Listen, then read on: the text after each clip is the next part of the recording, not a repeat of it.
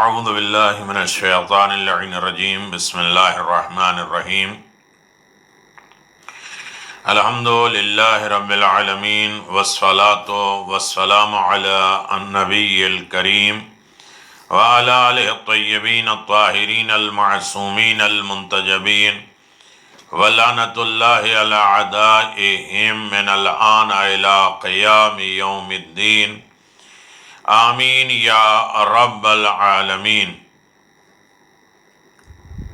بسم اللہ الرحمن الرحیم ان اللہ وملائکتہ یصلون علی النبی یا ایہا الذین آمنوا صلوا علیہ وسلموا تسلیما اللہم صل علی محمد وآل محمد وعجل فرج آل محمد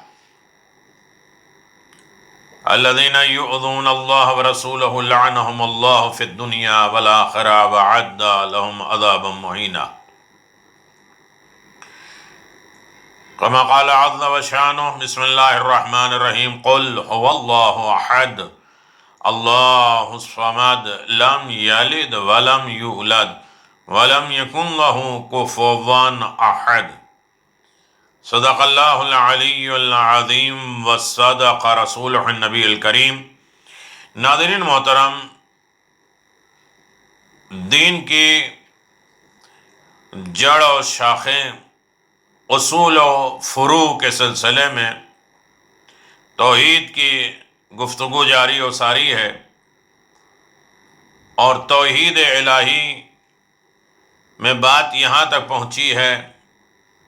آج ہم اپنے 7ویں منزل پر، توحید چھٹی اور حصہ 7واں، اس منزل پر ہم پہنچے ہیں، اور بات چل رہی تھی کہ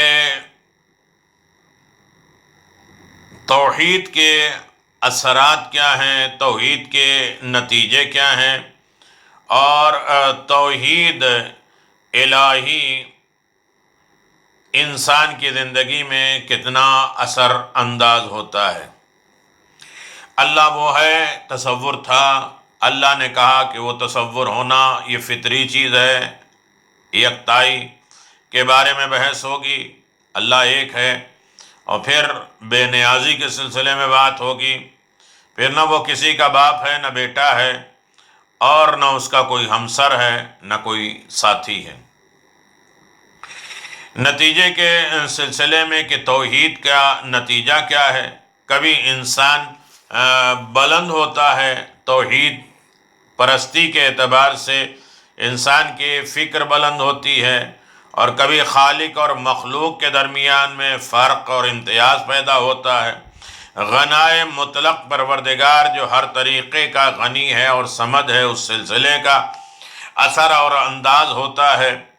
آج میں اپنی گفتگو کو اور آگے بڑھاتے ہوئے توحید الہی یعنی ارتباط با کمال مطلق، یعنی توحید کو اگر انسان مان گیا تو اس کا مطلب یہ ہے کہ وہ ایک کمال سے مربوط ہو گیا، اس کا رابطہ، اس کا کنیکشن، اس کی وابستگی، وہ جو مکمل کمال ہے، کمال ہی کمال ہے، اور کمال کو جس نے خلق کیا ہے اس سے ہمارا کنیکشن، اس کا ہم سے رابطہ ہو جائے گا، توحید پرستی کی بنیاد پہ، توحید ماننے کی بنیاد پر۔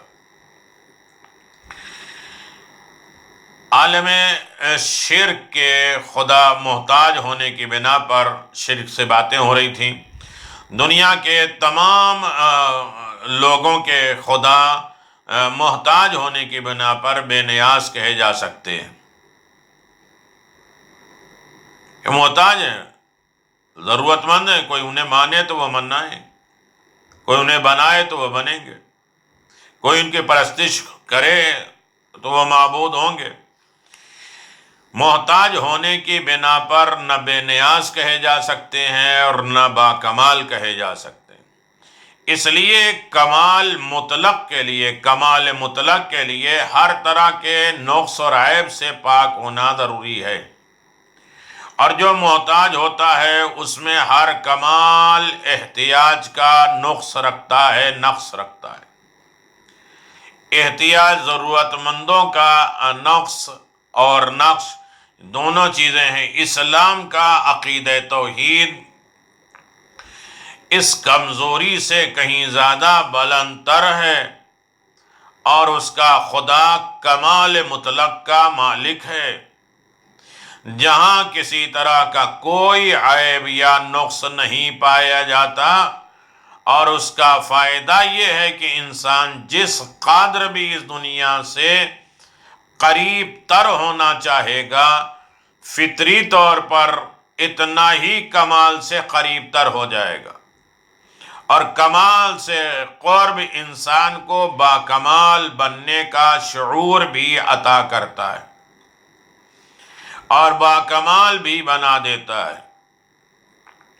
کمال مطلق سے قریب تر ہونے کی خواہش ہر انسان کی فطرت میں پائی جاتی ہے، کہ انسان جس کے پاس مکمل کمال ہو اور کمال ہی کمال ہو اور کمال کا خالق ہو، اس سے قریب تر ہونے کی خواہش ہر انسان کی نیچر میں، فطرت میں ہے کہ وہ کمال سے قریب ہو۔ اور کوئی انسان ایسا نہیں ہے جو فطری طور پر زیادہ سے زیادہ باکمال بننے کی تڑپ نہ رکھتا ہو۔ کتنا برا بھی ہو تو انسان باکمال، ہر طریقے کے کمال اس میں پائے جائیں، اس کے لیے وہ تڑپتا ہے، لیکن انسان اس کے وسیلے اور ذریعے سے ناآشنا ہے۔ اس کا ذریعہ کیا ہے انسان کو باکمال بننے کا، اس کا وسیلہ کیا ہے؟ انسان نابلد ہے، ناواقف ہے اور نہیں جانتا ہے۔ وہ سمجھتا ہے کہ یہ کام علم اور مال کے ذریعے انجام دیا جاتا ہے، کمال بننے کے لیے سیاسی میدان میں جانا پڑتا ہے، الیکشن جیتنے کے ذریعے پارٹی بازی بنانے سے کمال ہوتا ہے۔ حالانکہ یہ خیال خام ہے بالکل۔ علم اور مال میں بھی کمال مطلق کا تصور، مکمل تصور اس وقت تک ممکن نہیں ہے جب تک خدا وحدہ لا شریک کا تصور ذہن میں نہ ہو۔ انسان باکمال نہیں بن سکتا، اس لیے کہ اس کے علاوہ ہر ایک کا علم غیر ذاتی ہے۔ کسی سے وہ حاصل کرے گا، کسی سے پڑھے گا، اور بچپنے سے جوانی کے عالم میں ہوگا، پھر اس کو نالج ہوگی، علم ہوگا، تو وہ کمال کی طرف جاتا ہے۔ اس کے علاوہ ہر ایک کا علم غیر ذاتی ہے، اس کا پرسنل نہیں ہے، لیکن اللہ خالق علم ہے، اور اس کے علاوہ ہر ایک کا مال، منصب عطائی ہے، کسی کا دیا ہوا ہے مال اور منصب، اور جس کے پاس غیر کی دی ہوئی دولت ہوتی ہے وہ عطائی کمال کا مالک نہیں ہوتا، وہ کمال مطلق کا حامل نہیں ہو سکتا، اس لیے کہ وہ علم کا بھی محتاج ہے، دولت کا بھی محتاج ہے، کسی کے دینے کا بھی محتاج ہے، کسی سے سیکھنے کا بھی محتاج ہے، لیکن ہمارا خالق، ہمارا مالک وہ ہے جو کمال کا بھی خالق ہے، علم کا بھی خالق ہے، دولت و سرمایہ کا بھی خالق ہے، مکمل غنی ہے وہ میرا مالک، مکمل بے نیاز ہے وہ پروردگار، اور وہ کسی کا محتاج نہیں ہے۔ کمال مطلق کے لیے مالک کائنات ہونا ضروری ہے، کائنات کا مالک ہونا ضروری ہے۔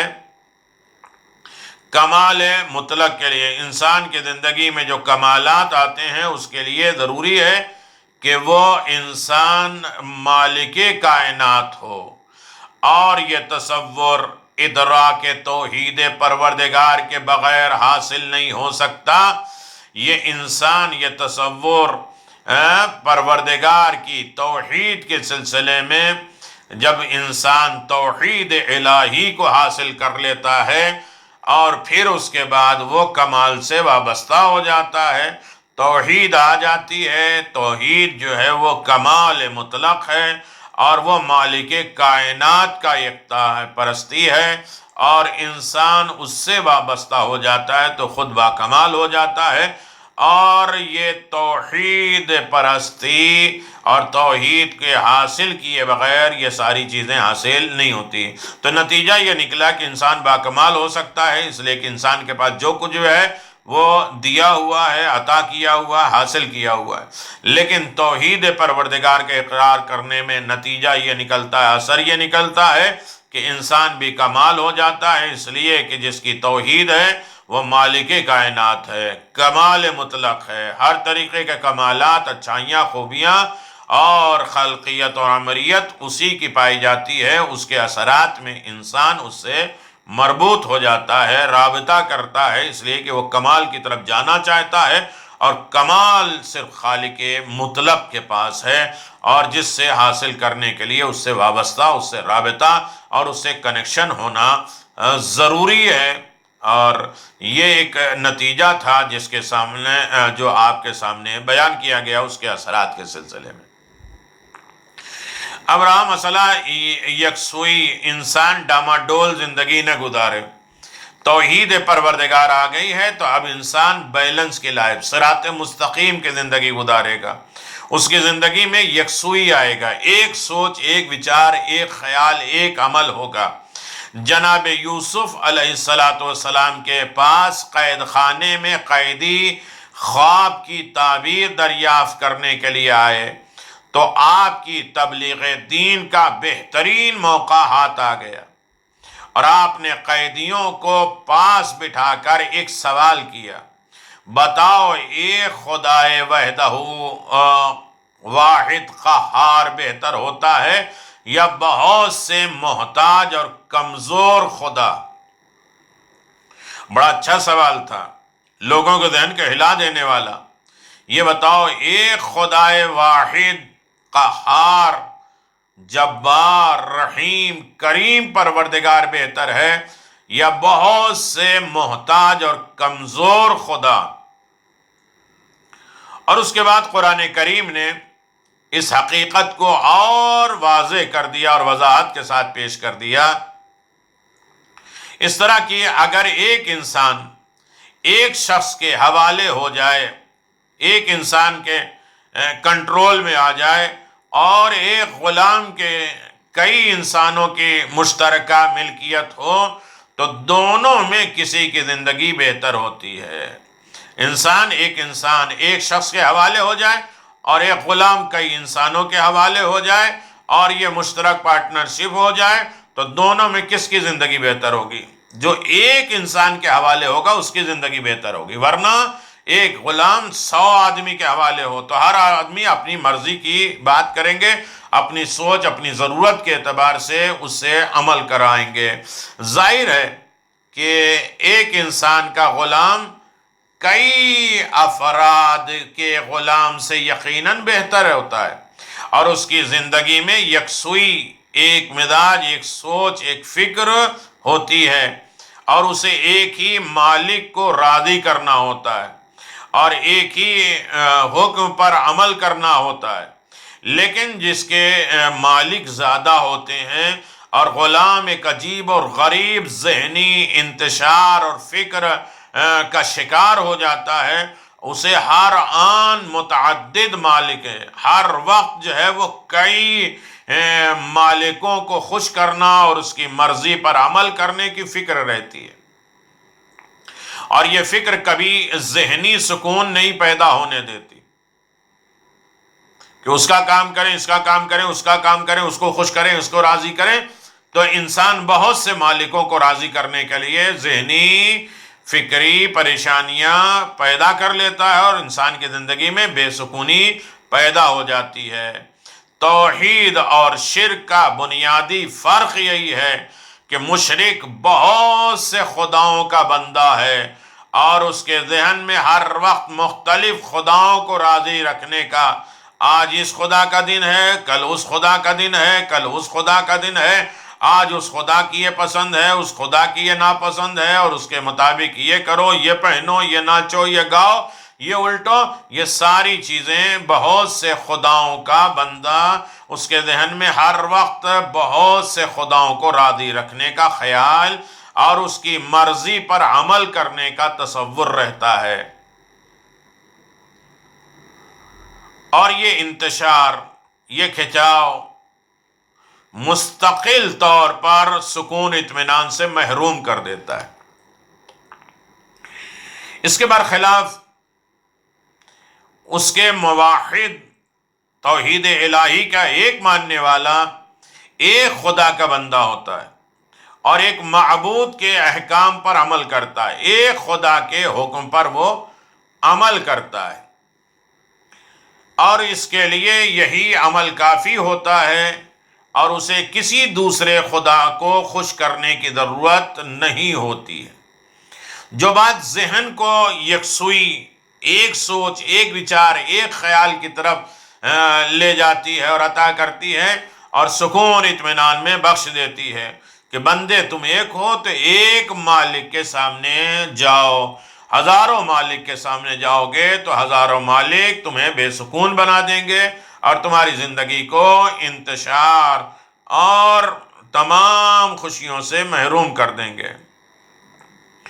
دنیا کا ہر صاحب عقل جانتا ہے، دنیا میں جتنے عقل مند ہیں وہ جانتے ہیں کہ سکون اطمینان کی زندگی گزارنے والا وہ عظیم کام انجام دے سکتا ہے جو ذہنی انتشار کا حامل انسان کبھی نہیں دے سکتا۔ یہ ہر عقل مند جانتا ہے کہ سکون اطمینان کی زندگی گزارنے والا وہ عظیم کام انجام دے سکتا ہے جو ذہنی انتشار، ہر انسان کی زندگی میں سکون چاہیے تاکہ وہ سکون اطمینان کی زندگی گزار سکے اور اچھے کام کر سکے۔ لیکن جب خود انسان بے اطمینان میں رہے گا، بے سکون رہے گا، تو وہ انسان نہ سکون سے کام کر سکتا ہے، نہ اچھے کام اور عظیم کام کر سکتا ہے۔ اس کے بے شمار نمونے پائے جاتے ہیں، سمپل پائے جاتے ہیں کہ پیغمبران توحید اور شرک کی طرف دعوت دینے والے کی زندگی میں دیکھے جا سکتے ہیں۔ جو شرک کی طرف بلانے والے مشرکین ہیں، جو ان کی دعوت دینے والے، ان کا انداز دیکھ لیجئے، ان کے سکون اور بے سکونی دیکھ لیجئے، اور وہ پیغمبران توحید جو توحید کی طرف سے پیغمبر بن کر آئے ہیں، ان کے سکون اطمینان کا آپ ملاحظہ کر لیجئے اور یقیناً آپ اندازہ لگا سکتے ہیں، اور اس سے توحید اور شرک کے فرق کا اندازہ لگایا جا سکتا ہے۔ جو پیغمبران توحید ہیں وہ سکون کی طرف بلاتے ہیں، اللہ کی طرف بلاتے ہیں، عظیم کارنامے کر جاتے ہیں، عظیم معجزات دکھا جاتے ہیں۔ لیکن جو شرک والے ہیں ہر منزل پہ ناکام ہوتے ہیں اور وہ شرمندہ ہوتے ہیں، اور یہاں تک کہ وہ رسوا اور ذلیل ہو جاتے ہیں، اس لیے کہ شرک کا بندہ کئی مالکوں کا غلام ہوتا ہے، اور پیغمبر اکرم اور پیغمبر اور انبیاء اور مرسلین صرف وحدہ لا شریک کی حکومت میں رہتے ہیں اور اسے مالک کل اور مالک کائنات جانتے ہیں۔ توحید ایک سکون اور اطمینان کا سامان ہے، اور اللہ ہی تمام سکون اطمینان کو پیدا کرنے والا۔ هو الذی انزل السکینۃ فی قلوب المؤمنین لیزدادوا ایمانا مع ایمانہم، وہی ہے کہ جس نے مومنوں کے دلوں میں سکون نازل کیا ہے، اطمینان نازل کیا ہے، تاکہ اس سے اطمینان بڑھے، سکون بڑھے۔ اس کا مطلب یہ ہے کہ جو توحید الہی کا راستہ چن لیتا ہے اور توحید کو مان لیتا ہے وہ پرسکون رہتا ہے، اس لیے کہ ایک خالق، ایک مالک کا وہ بندہ ہوتا ہے، اور بندہ اسے راضی کرنے کی کوشش کرتا ہے، اس لیے کہ وہ محتاج نہیں ہے کہ کوئی اسے راضی کرے، کوئی مانے کوئی نہ مانے۔ وہ ہر عالم میں خدا ہے اور خدا ہی اسی کے ہاتھ میں ہے، سب کچھ اسی نے پیدا کیا ہے، اور یقیناً ساری کائنات اسی کی طرف آمادہ ہے اور تیار ہے۔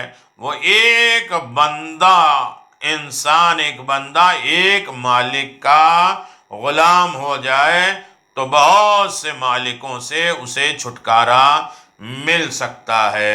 تو یہ بات یہ ہے کہ توحید ایک سکون اطمینان کا سامان ہے اور شرک ایک انتشار، پراگندگی اور اختلاف اور فتنوں کا ذریعہ ہے۔ لہذا توحید پرست جو ہوتا ہے وہ سکون میں رہتا ہے، اطمینان میں رہتا ہے، اور جو شرک کرتا ہے وہ بے اطمینان میں رہتا ہے، بے سکون زندگی گزارتا ہے۔ لہذا ہر عالم میں توحید کا کچھ نتیجہ ہے، اثرات ہے جو ہماری زندگی میں آتا ہے۔ انسان یکسوئی ہوتا ہے، ایک راستے پر، ایک سوچ کا، ایک فکر کا مالک بن جاتا ہے، اور وہی انسان اس دنیا میں اور آخری دنیا میں کامیاب ہونے والا ہے۔ یہ لہذا انسان کی زندگی میں ایمان اور مسئولیت ساز و امید آفرین ہے۔ انسان کی زندگی میں ایمان سکون کے لیے چاہیے، اور انسان کی زندگی میں کچھ اس سے سوالات ہوں گے، کچھ ذمہ داریاں ہوں گے، کچھ ڈیوٹی ہوگی، اور اس کا سامان امید اور خوش مزاجی۔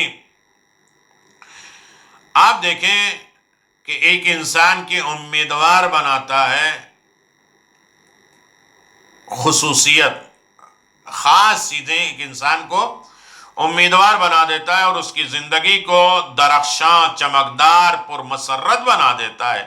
ایک خصوصیت، ایک خاصیت انسان کے اندر ہو جائے، اور خصوصیت اگر پیدا ہو جائے تو انسان کو امیدوار بنایا جا سکتا ہے، اور اس کی زندگی کو درخشاں، چمکتا ہوا، پرمسرت بناتا ہے۔ اس سبق میں ہم اس بات کی وضاحت کریں گے کہ صرف الہی تصور کائنات کے پرتوں میں اور فقط خدا پر ایمان کے سائے میں انسان اپنی زندگی کو جد و جہد اور نشاط اور کامیابی کی توقع کے ساتھ گزار سکتا ہے۔ سکون کی تلاش، یعنی انسان جو ہے وہ اطمینان اور سکون کے اعتبار سے اگر انسان یکسوئی رکھے اور خدا وحدہ لا شریک کا اقرار کرے جس کی طرف پیغمبروں نے بلایا ہے، تو انسان کی زندگی میں سکون آتا ہے۔ سکون کی تلاش انسان کی خواہشوں کی ایک خصوصیت یہ ہے کہ وہ محدودیت قبول نہیں کرتا، ایک جگہ رکنا نہیں چاہتا، وہ امپروو کرتا ہے، آگے بڑھتا، حرکت ہوتا ہے انسان کی زندگی میں۔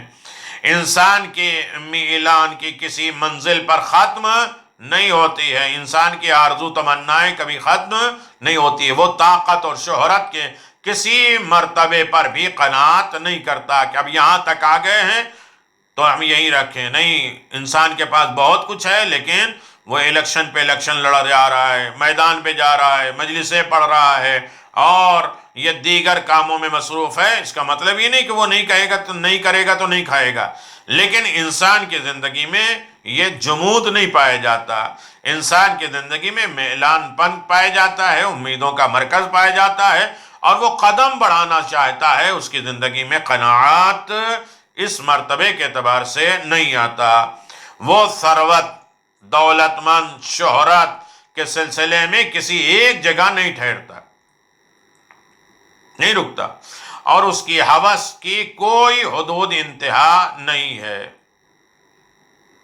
دوسری طرف دنیا اور اس کے مادی چیزیں ہر طرح کی محدود مختصر ہیں، اور انہی محدود چیزوں میں سارے انسان حصے دار ہیں۔ انسان کا دل احتیاجات، ضرورت سے لبریز ہے، بھرا ہوا ہے، نامحدود میلان امیدیں سے سرشار ہے۔ وہ اپنی خواہشوں کو پورا کرنے کے لیے دو کرتا ہے، کوشش کرتا ہے، رات دن کارو کوشش میں مشغول رہتا ہے، لیکن اسے جو کچھ ملتا ہے وہ اسے معنی نہیں ہے، رکاوٹ نہیں ہے کہ انسان جو کچھ مل گیا اس پر صبر و شکر کرے۔ اگر اسے فرعون کی سلطنت اور قارون کا خزانہ دے دیا جائے تو بھی اس کی خواہشوں کے شعلے خاموش نہیں ہوں گے۔ جیسے سکندر بادشاہ کتنے بادشاہ ہیں جو پوری دنیا پر حکومت کرتے جا رہے ہیں لیکن قتل و غارت میں آگے بڑھتے جا رہے ہیں، ملک قبضہ کرتے جا رہے ہیں، کتنا دولت و سرمایہ ہونے کے باوجود ان کی خواہشیں رک نہیں رہی ہیں۔ لہذا مضطرب، پریشان حال اپنی محدود اور فنا پذیر کمائی کا دیکھتا ہے تو اس کی پریشانی اس کی روح کے مزید بےتاب کر دیتی ہے، اور اس کے تمام تک و دو کوششیں زندگی کے اضطراب اور پریشانیاں بڑھا چکی ہوتی ہیں۔ مادی اور خاکی جہاں کی تمام دنیا کی تمام مادی اور خاکی کے تمام رعنائیوں کے باوجود، دولت اور غنائیوں کے باوجود،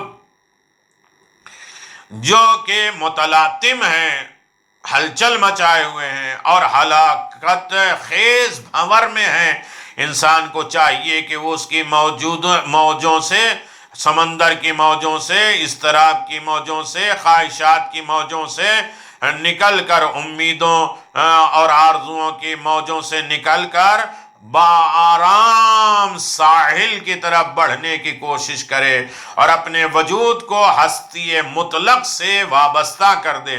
وہ جو کائنات کا یکتا ہے، اکیلا ہے، اس سے ہم اپنے زندگی کو ملا دیں، کمال مطلق سے ملحق ہو جائیں، مل جائیں۔ ملنے سے انسان کو حقیقی آرام اور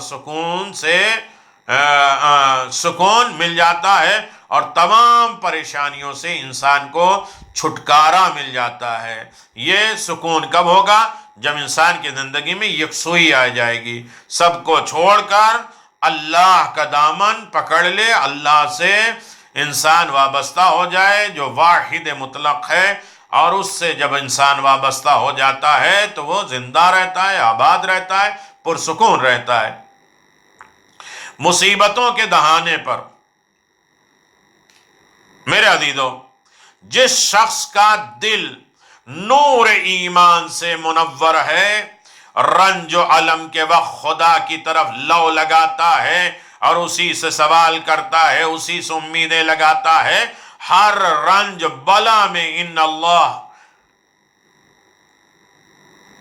کہتا ہے نا انسان، ان للہ و انا الیہ راجعون۔ اگر اس منزل پر انسان آ جائے اور وابستہ خدا کی ذات پہ ہو جائے اور اسی سے لو لگائے اور اسی سے امید وابستہ رکھتا ہے، تو وہ دنیا کو امتحان گاہ سوچے گا کہ دنیا میں انسان یہ جو مشکلات، پریشانیاں، دشواریاں آتی ہیں، یہ امتحان کی بنیاد پر امتحان گاہ ہے، اور خود کو معرض امتحان اور ابتلا سمجھے گا، خود کو وہ اسٹوڈنٹ سمجھے گا کہ ہمارا ہی امتحان ہو رہا ہے، اس لیے کہ امتحان اچھے لوگوں کا ہوتا ہے، ورنہ ہر طریقے کی برائیاں جو ہم کرتے ہیں اسی برائیوں کا بدلہ ہوتا ہے۔ امتحان تو انبیاء و مرسلین کا ہوتا ہے۔ اس لائق انسان یہ سوچ لے کہ دنیا میں امتحانات ہی ہیں، اور ہم امتحان دینے والوں میں ابتلا اور مصائب اور آلام میں گرفتار ہیں۔ وہ دنیا کو چراگاہ اور خوابگاہ خیال نہیں کرے گا کہ انسان یہیں رہنا، یہیں سونا ہے اور یہیں ختم ہو جانا ہے، اور یہیں ختم ہونے کا تصور نہیں ہوتا۔ زندگی تاریخ ہو جاتی ہے اگر انسان سب کچھ اسی دنیا کو سمجھ لے۔ اگر انسان کو بلند ترین مقام مل جاتا ہے تو وہ اسے ایک تکلیف سمجھتا ہے۔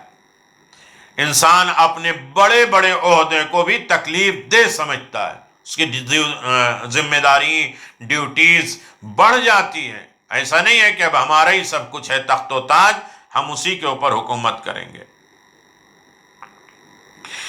اس پر مغرور نہیں ہوتا ہے، جو مل جائے، بلندی ہو جائے، اس پر انسان مغرور نہیں ہوتا اچھا انسان، اور اس پر مصیبتوں کے پہاڑ ٹوٹنے لگے تو وہ صابر اور بردبار اور حلیم مزاج ہو جاتا ہے۔ تو وہی انسان کی کوالٹی اور شخصیت کو سمجھنا چاہیے کہ مل جائے تو مغرور نہ ہو، نہ ملے، امتحانات ہوں تو انسان بے صابر نہ ہو بلکہ صابر کا دامن پکڑ کر چلتا رہے۔ لیکن مادی انسان کا مقصد یہی خاکی دنیا ہے۔ وہ کسی مقام تک پہنچنے کے لیے بال و پر مارتا رہتا ہے، اڑنے کی کوشش کرتا ہے، اور جیسے ہی اس کا مقام چھن جاتا ہے تو دنیا اس کی نظروں میں تیر و تار ہو جاتی ہے، برباد ہو جاتی ہے، اور انسان اسی دنیا سے لو لگا لیتا ہے، اور زندگی کی تلخیاں، کڑوا پن سے بھر جاتی ہے انسان کی زندگی۔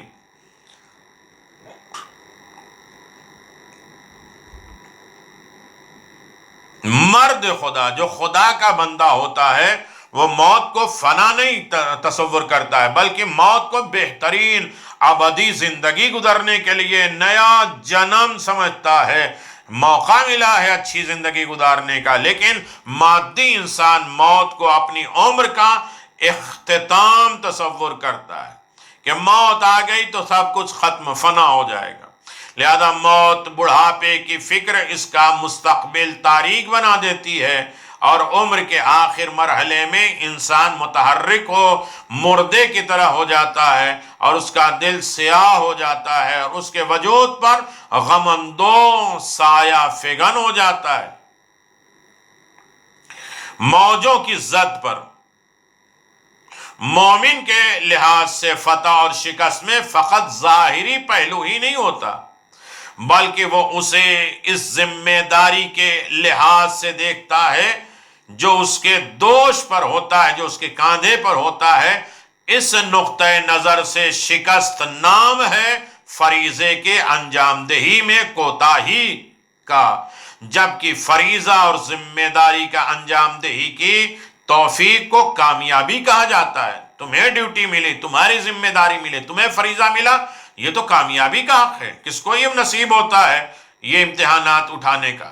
مومن زندگی کے جھمیلوں اور اجتماعی دشواریوں میں خدا کی رضا کا طلبگار ہوتا ہے، اور وہ دنیا کو بھی اتنا نگاہوں سے دیکھتا ہے کیونکہ اسے خدا کے ارادے کا جلوہ سمجھا جاتا ہے۔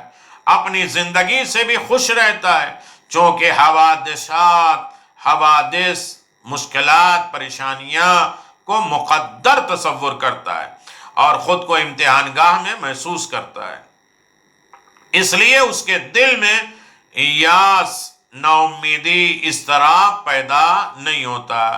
یہ چیز تسلیم و رضا، ایکسپٹ کر لینا، اپنے آپ کو سرنڈر کر دینا، اس کو راضی رکھنا، جد و جہد، کوشش اور خدا پہ توکل کے ساتھ، خدا پہ ذات پہ بھروسہ کرتے ساتھ انسان کی زندگی کو خاص شیرینی، مٹھاس عطا ہوتی ہے۔ اسے مشکلات، ناسازگار حالات سے ٹکرانے کی قوت بن جاتی ہے۔ اب انسان اکیلے تو ہے نہیں، اور اکیلے زندگی گزارنے کے لیے آیا ہی نہیں ہے، اجتماعی ہے، لوگوں کے درمیان میں رہ رہا ہے، بیوی ہے، بچے ہیں، گھر ہے، پڑوس ہے، محلے ہیں، اجتماعی میدان میں۔ صحیح اجتماعی زندگی وہ ہے کہ جس میں لوگ ایک دوسرے کے حقوق کا احترام کریں۔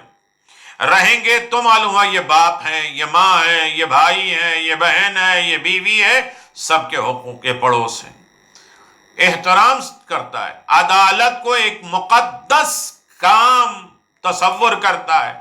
انسان کی زندگی میں عدالت، انصاف، یہ سب سے اعلیٰ چیز ہے۔